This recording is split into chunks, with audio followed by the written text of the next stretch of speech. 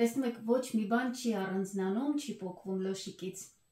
Սկսում ենք խճողակից, որովհետև դեռ պետք է հանգստանա, քանի որ խճողակի մեջ միսը հանդիպում է սոխին, աղին եւ թթվային միջավայրին ու դրանց շնորհիվ ֆերմենտացվում ու մարինացվում է։ Այստեղ սովորական միջին յուղայնության տավարի միս է, քանի որ տավարի միսն այնքան էլ յուղոտ չէ, համեմատաբար երբեմն խորհուրդ է տրվում ավելացնել մի քիչ հալեցված կարագ կամ փափուկ կարագ, բայց դա իհարկե կախված է ձեր օգտագործած մսի յուղայնությունից, պարտադիր բաղադրիչ չէ։ Ես 1 կիլոգրամ միս եմ վերցրել, որ հաշվարկը կարողանաք հեշտ անել։ Մսի հետ կաղամ նաև կարմիր պղպեղ, իդեպ դրանք սեզոնային չեն ու այնքան էլ քաղցր չեն, դրա համար երևի այս անգամ մի քիչ պակաս կավելացնեմ, սա եւ գույնի եւ անուշ համի համար է։ Եթե ունեք պղպեղի մածուկ, անպայման դա օգտագործեք, փոխարինեք սրա։ Նաև սոխ եմ օգտագործելու ու բավականին շատ։ Նաև մեզ լոլիկ ու սխտոր է հարկավոր, բայց քանի որ ձեռքից տակ ախորժակ կա, որտեղ եւ սխտոր կա եւ լոլիկ, հետեւաբար սրանով կպատրաստեմ, քույրիկիս խորհուրդն է, այնպես որ սա կփորձենք։ Բայց եթե լոլիկ եք օգտագործելու, անպայման կեղևը հեռացրեք։ Իսկ թե լոլիկի ու սխտորի դեպքում յուրաքանչյուրից որքան, տեսանյութի ներքևում կլինի։ Ես շատ եմ սիրում ամենավերջում, երբ ամբողջը խառնվում է եւս մեկ անգամ աղալ։ Իհարկե առանց կանաչու։ Կանաչին ամենավերջում ենք ավելացնում ու մանր կտրատում ենք։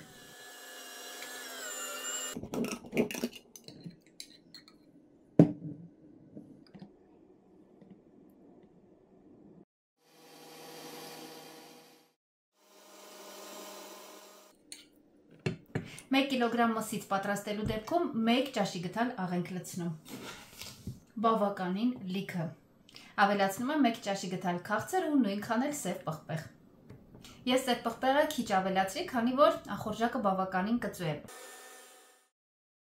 Ստացված զանգվածը կաղամ եւս 1 անգամ։ Ավելացնում եմ նաև տոմատի մածուկ, չնայած այստեղ լոլիկը բավականին շատ է, կարելի է նաև մածուկ չավելացնել, բայց ես դրա համը շատ եմ սիրում, այնպես որ կլցնեմ։ Իսկ եթե ենթադրենք լոլիկի սեզոն չէ կամ պահածոներ չունեք ձեռքի տակ, տոմատի մածուկն ուղղակի ավելի շատ լցրեք։ Կանաչին օգտագործում եմ ցողունների հետ միասին, ուղղակի շատ մանր եմ կտրատում։ Հիմա էլի կլվանամ ու էլի կավելացնեմ, սա քիչ է։ Հիմա սա լավ հունցում ենք, ժողովուրդ, պետք է լավ ինտենսիվ աշխատել, որպեսզի մսի սպիտակուցը բացվի ու հյութը, այս ամբողջ ջուրը ներքաշի։ Դրա շնորհիվ խճողակը հյութեղ է ստացվում։ Բացի դրանից, հենց լավ հունցելու շնորհիվ է, որ հետո արդեն պատրաստելիս խճողակից ջուրը չի առանձնանում, ինչպես որ հաճախ երևի նկատել եք։ Սա նշանակում է, որ հունցելուց նույնպես շատ բան է կախված։ Բայց չափից շատ, հատկապես շատ ուժեղ ծեծել եւ այլն հարկավոր չէ։ Դա էլ արդեն չափազանց շատ է լինում ու զանգվածը ձիգ է ստացվում։ Քյաբաբի համար կարող եք դա անել, բայց այստեղ հարկավոր չէ։ Այստեղ առանց էլ բաղադրիչները շատ հյութեղ են, բանջարեղենը շատ կա, դրա համար ջուր շատ քիչ կպահանջվի։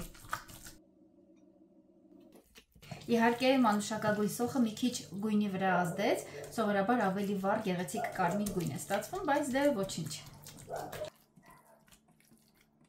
Ես օգտագործեցի ուղիղ 120 մլ ջուր։ Ջուրը միանգամից չենք ավելացնում, այլ քիչ-քիչ։ Հունցում ենք, ջուր ենք ավելացնում այնքան ժամանակ, մինչև մի տեսակ մածուցիկ դառնա այս զանգվածը ու բավարար խտություն ունենա, որ հնարավոր լինի լոշիկին քսել, բայց չափազանց ջրիկ չենք անում։ Սա շատ կարևոր է։ Ու նաև անպայման հաշվի առեք, որ հանգստանալու ընթացքում մի քիչ ավելի խտանալու է։ Հիմա որևէ կափարիչով կծածկեմ ու կթողնեմ հանգստանա։ Անցնում ենք խմորի, վերցնում ենք 1-ին 2 հարաբերակցություն, այսինքն եթե 250 մլ ջուր եք վերցնում, ուրեմն 500 գրամ ալյուր պետք է լինի։ Իհարկե դա նաև ալյուրից է կախված, այնպես որ հաշվում ենք պլյուս մինուսով։ Ջուրը սենյակային ջերմաստիճանից մի քիչ տաք է։ Ալյուրի հետ միասին նաև աղ կավելացնենք։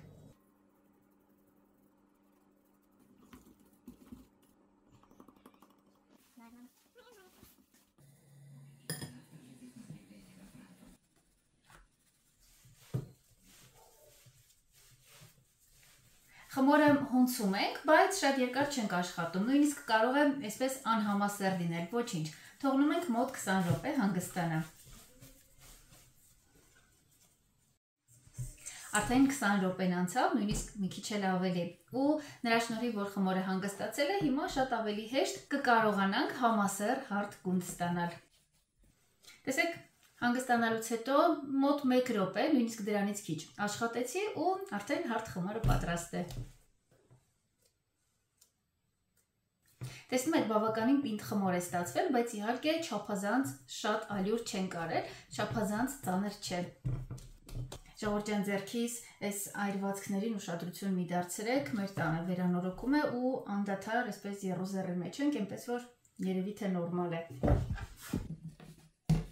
Հիմա խմորը գնդերի կբաժանեմ մոտավորապես 30-ից 35 գրամ։ Հարթ գունդ պետք է ստանանք, դրա համար եզրեր այսպես հավաքում ու ներքևում ամրացնում ենք։ Գիտեք, մակերեսը շատ հարթ է ստացվում, դրա համար, ինչպես հասկացանք, երկար չարչարվել հարկավոր չէ։ Մի տեսակ կարծես մետաքսիալ լինի։ Այնքան նուրբ է, կարծես կառուցվածքով պլաստիլին լինի։ Շատ հաճելի է դրա հետ աշխատելը, որովհետև շատ ենթարկվող է։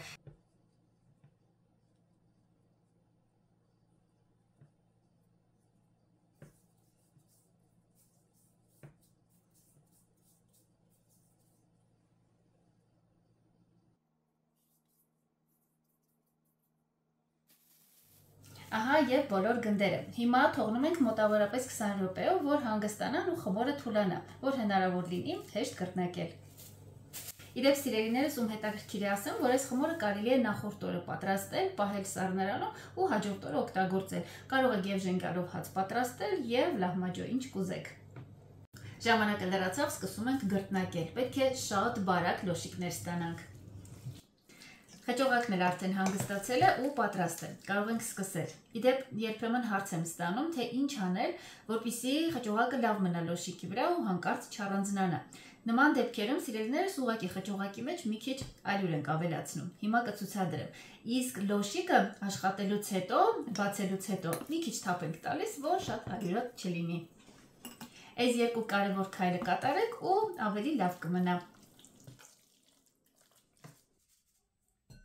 Մեր խմորն ընդհանրապես կպչուն չէ, ալյուրը հարկավոր է նրա համար, որ շերտը բարակ բացվի ու հնարավորինս հավասար։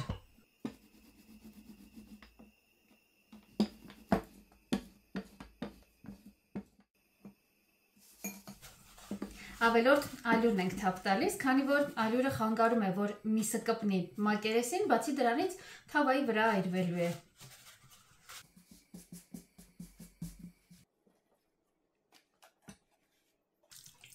Ամեն անգամ յուրաքանչյուրը պատրաստելուց հետո ընդհանուրը մի լավ խառնում ենք, որպեսզի մսից առանձնացած ջուրը խառնվի ընդհանուրի հետ։ Բարակ շերտով ենք անում, որ հասցնի եփվել։ Իդեպ ես պատրաստելու եմ թավայի վրա, փակ կափարիչի տակ։ Եզրերին մի փոքր լուսանցք եմ թողնում, ոչ շատ։ Վերջ, արդեն կարելի է կամ տաք թավայի վրա դնել, կամ ջեռոցի տապակի վրա դնել ու ուղարկել թխվելու։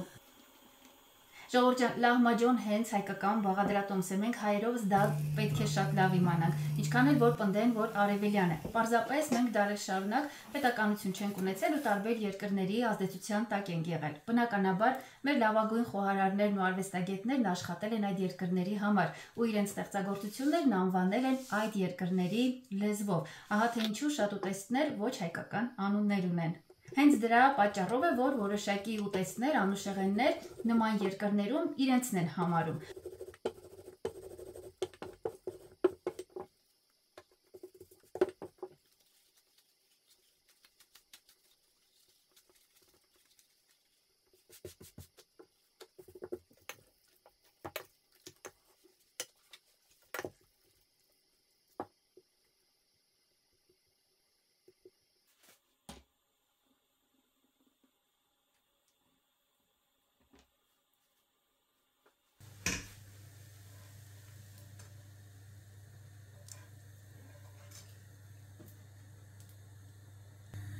Տեսեք ժողովուրդ, խճողակը այնքան լավ է լոշիկի վրա մնում, որ նույնիսկ տաք վիճակում, հենց նոր եմ հանել եռման վիճակում, դրել եմ իրար վրա, միևնույն է կպած մնացել է։ Չգիտես ինչու, շատ տարբեր տեղերում եմ սա տեսել, տարբեր հաստատություններում, այս տարբերակը շատ եմ հավանել, դուք կարող եք դասավորել ինչպես ցանկանաք։ Եթե որևէ մեկը հանելուց հետո նկատեք, որ ալյուր է մնացել, անպայման անձեռոցիկով մաքրեք, հետո այրվելու է ու տհաճ է լինելու։